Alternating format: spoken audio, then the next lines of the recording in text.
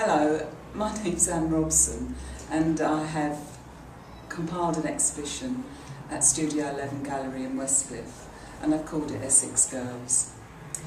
My motivation in creating this not only is to have an exhibition of my work but to dispel the myth of the Essex girl. She is a much maligned young woman. Sometimes it's deserved, unfortunately, but in the main it's not deserved. She's talented and energetic. I think she's sensitive. Unfortunately, some people, some young women, have abused the liberation that was very hard won by young women like me in the 60s, who certainly didn't enjoy the freedom in any way that the young Essex girl does in this day and age.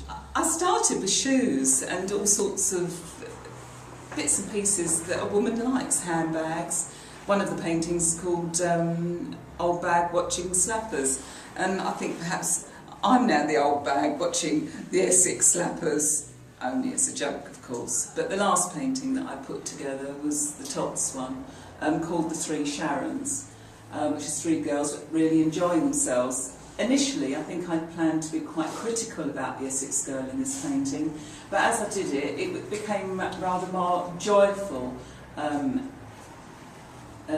revelation of the girls, even though her knickers are showing and the middle one's falling over. The actual Essex girl painting, I didn't want to have the heads on that, because I just wanted to show some of the exuberance and the energy and the vitality of the Essex girl. I'm an Essex girl myself. I was born at Rochford Hospital, as were my granddaughters and my daughter. My aunts came from London during the war to avoid bombs and found themselves in sunny Southend, and that's why we came to Essex really, and they were archetypal of Essex girls. They were my grandmother and her two sisters, full of life and absolutely crackers, and lived until they were in their 80s, and I was very close to them. I was a very lucky young woman to be so close to them.